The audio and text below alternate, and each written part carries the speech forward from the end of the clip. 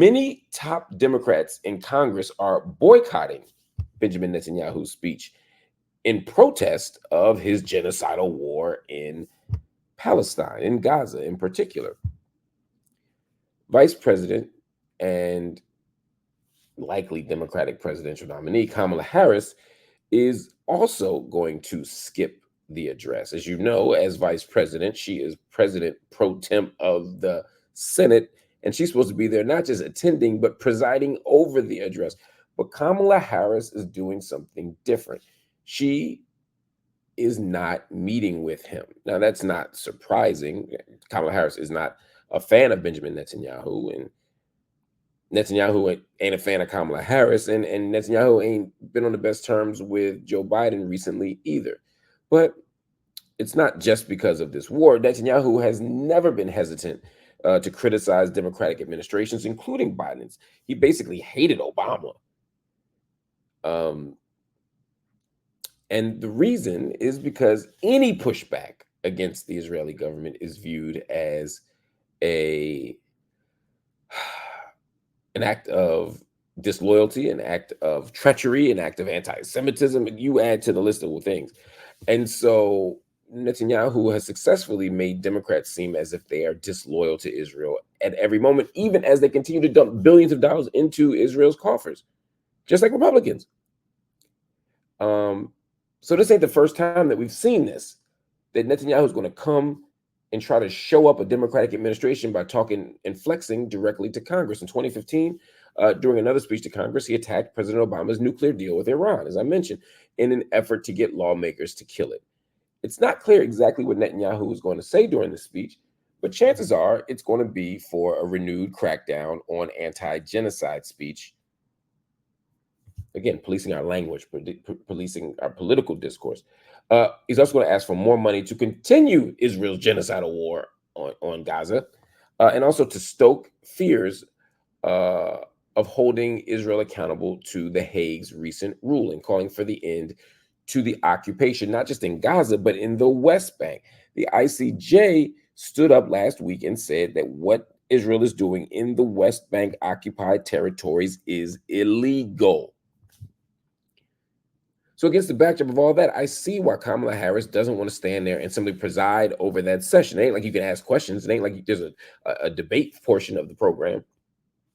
And at a moment where she's trying to recover votes and she's trying to create some kind of olive branch with voters who are very upset with how President Biden has enabled this genocidal war in Gaza, it makes sense that she's going to pull out. And for a lot of people, that is a positive sign that Vice President Harris is not going to show up to this congressional session. But here's the rub. She's still going to meet with him. She's still going to meet with Netanyahu. Instead of being in the Senate or in the joint session of Congress, she's going to meet with him privately. That's not a good sign. That's not a good sign. There's nothing wrong with leaders of nations meeting. There's nothing wrong, even if you fully and thoroughly disagree with somebody, there's nothing wrong with taking a meeting with them. That's actually kind of what you're supposed to do, in my estimation, right? None of this, we only talk to our friends, we ignore our enemies approaches. No, I think you talk to everybody, because the United States doesn't do a good job of determining who a legitimate friend is or what a legitimate enemy is. So I am okay. I am entirely okay saying, meet with Netanyahu and have the conversation. But here's the problem. The United States has never been a fair broker in the Middle East. It's not just Israel. The United States has been an unfair broker with Egypt, an unfair broker with Iran, an unfair broker with Saudi, an unfair broker with Syria, an unfair broker with Iraq. You name the country, we have been unfair. The United States doesn't have feelings. It only has interests in the Middle East. Doesn't have any friends. It only has clients. And so when that's the calculus, when that's the framework, it's very difficult to ascertain what exactly the United States is doing out there. And when the meeting happens with Bibi behind the scenes, we have every reason to believe that a meeting between Vice President Harris and Prime Minister Netanyahu is not going to be one where she's going to be criticizing him for illegal war tactics, that she's going to be calling him to the carpet for carpet bombing, that she's going to be telling him you can't destroy hospitals and you can't continue to raid refugee camps and then tell us you want a peace agreement.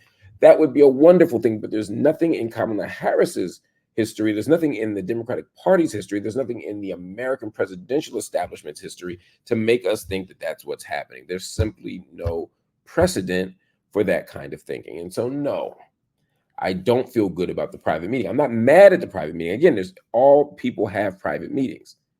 I'm not saying there's some secret, mustache twirling conspiracy happening. I'm simply saying that there's such a lack of transparency historically with the United States' foreign policy record that I can't trust that what the United States is brokering or promising to broker is actually going to come to fruition. So no, we shouldn't feel good about this. We shouldn't be excited about this. We shouldn't be proud about this. And in the next couple of days, we're going to continue to unpack Vice President Harris's record on a range of issues, from law enforcement to Israel-Palestine, to women's reproductive justice. All these issues must be thoroughly and carefully unpacked. We are not coronating anybody. We are not walking up in here saying we're giving the nomination to anybody. We weren't going to give it to Joe Biden. I'm not giving it to Kamala Harris. I'm not giving it to Donald Trump.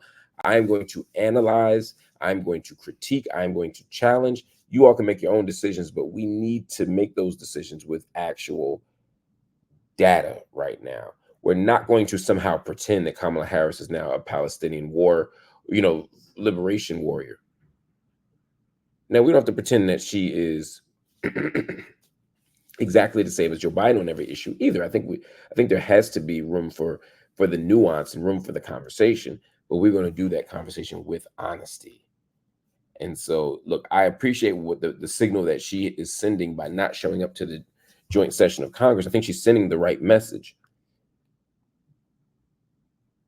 But that message isn't enough if you meet with them privately, because that could simply signal I ain't a member of Congress and I'm not just a president pro tem of the Senate. I am the next commander in chief. I am the next head of state, and therefore we're going to meet privately with heads of state. It might be more about her own campaign branding than it is a principal position on Israel-Palestine.